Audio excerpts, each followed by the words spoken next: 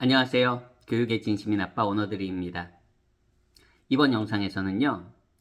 영어 유치원 보통 5, 6세 이럴 때 많이 보내시죠.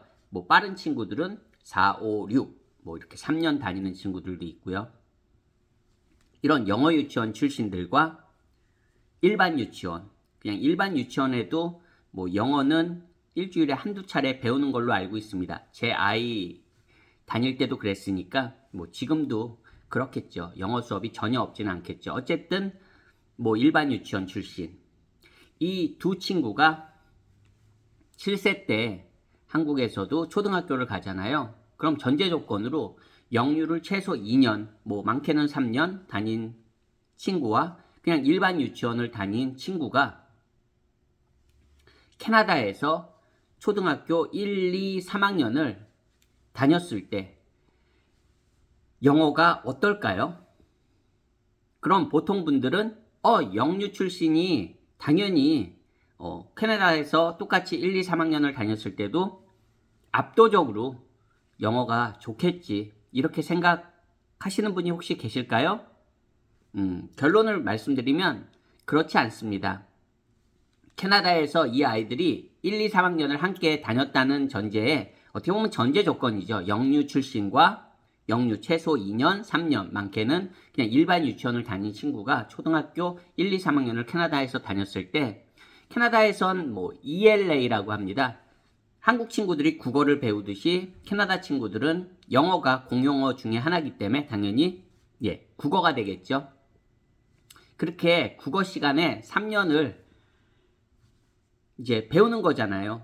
영어 과목으로도 그렇고 아니면 학교 자체가 그냥 다 캐나다는 영어 수업이니까 모든 게 다 영어로 진행되니까요. 이렇게 학교 생활을 했을 때 절대로 영유 출신이 일반 유치원 출신보다 영어를 잘하고 국어 점수 그쪽으로 말하면 ELA 점수가 더 좋다 이렇게 말씀드릴 수는 없습니다. 그게 100% 아니라는 겁니다. 50% 그럼 50%는 될까?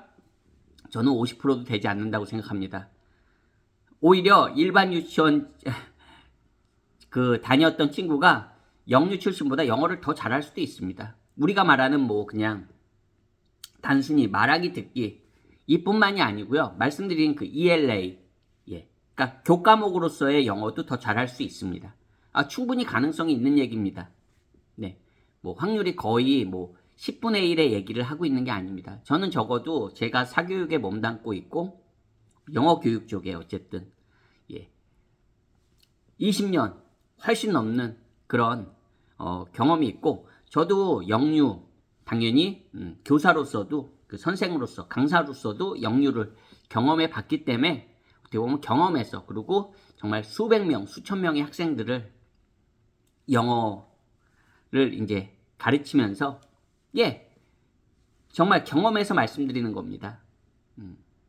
제 아이만 해도 일반 유치원 출신이고요.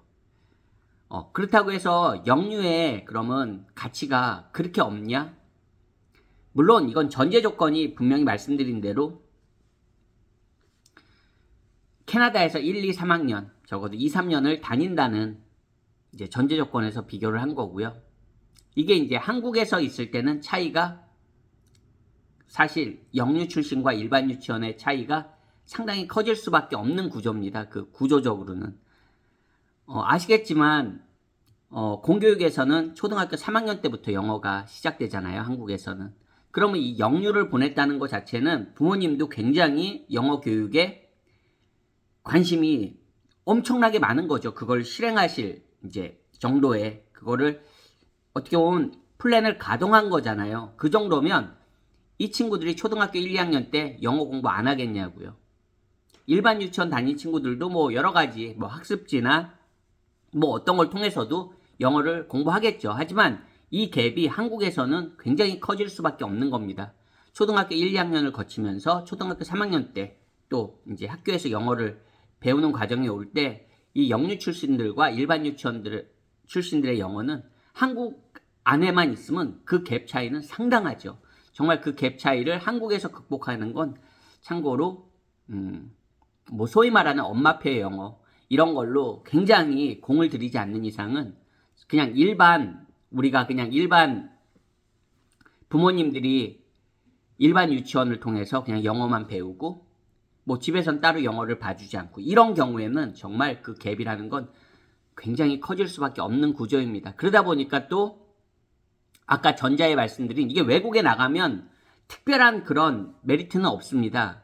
뭐 처음에는 당연히 일반 유치원 나온 친구보다 영유 출신이 좀 더 알아듣고 많은 단어를 알고 조금 더 잘 읽을 수 있고 조금 더 잘 쓸 수 있고 사실 뭐 조금 더는 아니죠. 사실 일반 유치원 친구들보다 많이 잘 쓰고 많이 잘 듣고 많은 단어를 알고 이런 건 사실이겠지만 이게 영어권에 있으면 1, 2년 지나면 역전될 수도 있거든요. 일반 유치원 친구가 오히려 더 잘할 수도 있거든요. 영어를.